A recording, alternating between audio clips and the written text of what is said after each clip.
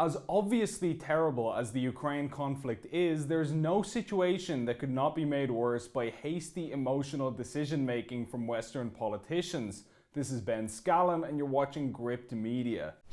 It shouldn't need to be said that the war in Ukraine is quite clearly awful and that the ordinary citizens of Ukraine are undoubtedly the victims in it. Whatever you think of the war in which geopolitical factions are responsible, we should all be able to acknowledge that innocent and blameless people are being killed and injured by foreign Russian soldiers in their own country. That is wrong, and it's a tragedy which should be unequivocally condemned by any right-thinking person. The blood of these people is on Vladimir Putin's hands, no question about it. So with that settled, the question that faces us now is what exactly should be done about it? America and the EU's response so far seems fairly clear. Provide the Ukrainians with hundreds of millions of euros worth of deadly weapons to kill Russian forces. They're sending everything from anti-tank weapons to even Stinger missiles which caused havoc for the Soviets in Afghanistan. While the Irish government insists that they're not sending weapons and will only be providing non-lethal materials like bulletproof vests and fuel, this generally assists the war effort, and no doubt at least some of that fuel will be used in military vehicles and petrol bombs. The West has of course put heavy sanctions on Russia to date and is providing info to the Ukrainians about where Russian troops are so that they can be killed. Some are even threatening to impose a no-fly zone over Ukraine, which would mean EU and NATO forces shooting down Russian aircraft that entered the country. Now, all of this might be emotionally satisfying and help us to feel like we're aiding an oppressed people in need, but are these the right moves and is it sensible? It's an interesting facet of human nature that when it comes to fights, even low-level street fights, people only tend to think about what they're going to do. I'll slap the head off your man, I'm going to do this, I'm going to do that. But they rarely think about how that other person is going to respond. For example, is getting shot a part of your plan? Because shooting people that slap him might be a part of his. You simply don't know, and if you're like most people, you probably haven't thought about it until it's too late. In the heat of the moment, when the blood is up, we often forget to stop and think about that obvious next step. That's true of individual man-to-man fights, and the very same principle applies to war and geopolitics. It's all well and good to run around thinking, let's arm Ukraine, let's sanction Russia, let's do this and let's do that. But many don't stop to think one step further. How will Vladimir Putin respond? What's going to happen to us? Just because EU troops aren't pulling the trigger, if the bloc is providing guns and bullets which will kill Russian soldiers, it's easy to see how Putin could interpret that as a huge escalation. It's probable that Russia won't take kindly to their soldiers being shot with German and American guns.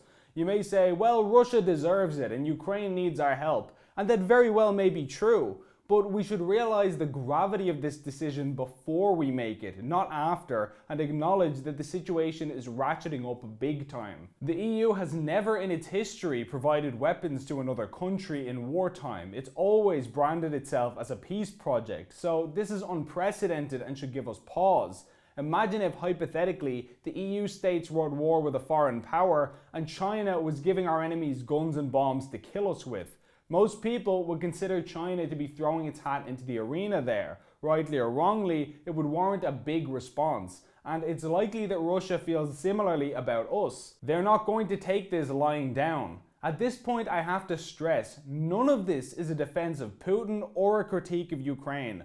Obviously, Putin is being an aggressive authoritarian bully. You don't have to like him. All I'm saying is that we should understand the potential consequences of what we're doing and where all of this could lead. It's well known by now, or it should be, that Europe relies heavily on imported Russian energy to keep the lights on. The EU gets 27% of its crude oil from Russia, 41% of its gas, and 47% of its solid fuel like coal. What this means is, at a moment's notice, Putin could decide to stop supplying Europe with energy and plunge the entire continent into darkness. Fuel shortages would mean that you couldn't drive your car, even electric ones. We could be stumbling around by candlelight with fuel and electricity rationing in place, and who knows how long that might last.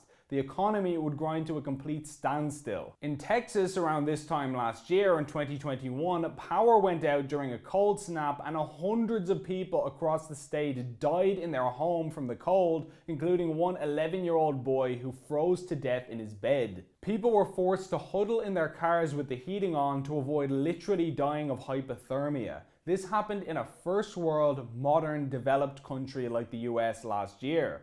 Now imagine that, but instead of being confined to just one state like Texas, it's all of Europe, a continent of 750 million people. Power outages are absolutely no joke and can be seriously deadly.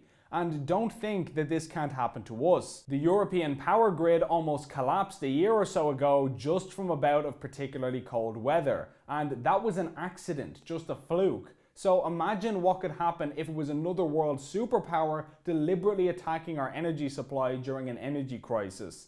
Moreover, Russia has the largest nuclear arsenal on Earth, with 5,977 warheads at its disposal. For a sense of scale here, according to World Atlas, there are only around 4,416 cities on Earth. Not just capital cities, mind you, cities in general. That includes Dublin, Cork, Belfast, Galway, Waterford, Limerick, etc. So Russia has enough nuclear bombs for every city in every country on the entire planet, with around 1,500 left over.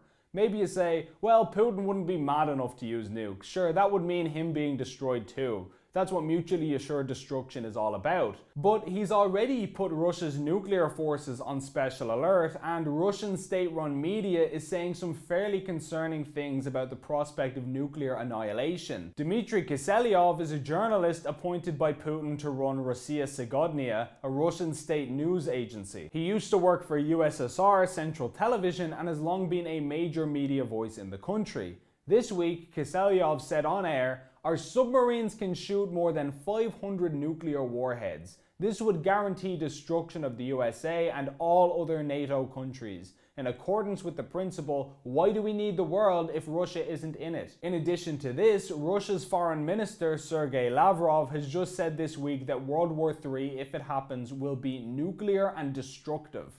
Are they bluffing just to try and scare us? Would Russia really use nuclear weapons over this? Even if you think that they wouldn't, many Western experts didn't think they'd invade Ukraine, and they did that. So is this really something that we can afford to be wrong about? Miscalculating here isn't a whoopsie, oops, we accidentally misread the situation and caused an atomic genocide. Silly us. The stakes are kind of high right now. We're told by the media and politicians that Putin is a deranged thug, that he's crazed and pure evil, just a completely erratic, cold-blooded madman. We're told that his mental health is in question, and one former US defense secretary says he's getting nervous and desperate. If even half of that is true, and it may well be, then what makes us think he won't reduce Berlin to radioactive ashes if he's sufficiently cornered? I have no idea what this man might do under pressure, and neither do our leaders. If the nukes start flying, it'll be no good to say, but sure, we didn't kill your troops, we just armed the people who did. We're getting involved in ways which could seriously escalate this situation. Incredibly consequential moves are being made by the EU and NATO, and they're not to be taken lightly by any means. I mean, just look at Ireland's reaction to this politically. Just weeks ago, the Commission on the Defence Forces found that Ireland's military is woefully under-equipped and is physically incapable of defending this island from foreign attack. And don't get me wrong, I love the Defence Forces. I have numerous family members who joined, including one uncle who was a ranger, so this is not to disparage Irish soldiers in any way. But it is to say that the funding, the equipment and the numbers are simply not there to defend us in any meaningful way. And yet, Simon Coveney and Leo Varadkar last week took it upon themselves to launch Irish neutrality out the window like a baby thoughtlessly throwing its toys out of the pram. No debate, no discussion, no let's talk about this. I mean, were you asked if Irish neutrality should be given up? Because I certainly wasn't. This decision, which could have far-reaching consequences for our country, was made casually on a whim in an afternoon by a couple of people because of how they felt at the time. And now more politicians are joining that emotional chorus. That we are not neutral on human suffering. We are not neutral on their atrocities. So I'm calling for a debate, Leader, on our neutrality. Our concept of neutrality, I think, is somewhat outdated. I think we have a sacred cow. It's a somewhat traditional idea that we would shy away from any conflict or confrontation. I appreciate that does provide us with something of an honest broker position, but it's also somewhat outdated. As a country, we must now be prepared to shoulder a fair share of the burden of European defence and security. To a large extent, we've enjoyed the luxury of being bystanders as regards security and defence. This approach is no longer a credible option. That, of course, was Charlie Flanagan of Fine Gael, and you know what, Charlie, you might be right about being bystanders and looking on as conflict happens, so I think we should start a Gofundme to get these politicians a plane ticket to Kiev, since they obviously feel very strongly about this. I mean, after all, you don't want to be a bystander, do you? Or maybe is it the case that when politicians say we should do something and intervene, they really mean someone else should intervene? Sure, many of them will give out to you if you even question the idea. They believe in it very strongly, just not strongly enough to risk anything personally. You ask, is this worth dying for? And they say, well, don't ask me, you're the one who's going to be dying. And the media has a part to play in all this as well. They are confusing the public beyond belief, and we can see the effects of that quite clearly. After all, there are 27 countries in the EU, and 21 of them, the vast majority, are members of NATO. Of the 6 EU states that aren't in NATO, most of them are small and militarily insignificant anyway, such as ourselves, Cyprus, Malta, etc. So in other words, if NATO goes to war, basically the entire European Union goes to war. It effectively means the same thing. Almost everyone in the EU would be pulled into such a conflict. And yet, according to a Morocco research, 57% of Irish people, i.e. the majority, want NATO troops to go to war with Russia in Ukraine. Also, according to the same research, a plurality of Irish people think that if the EU formed its own army, Ireland should join it. So from that, you'd think that people want Ireland to go to war, right?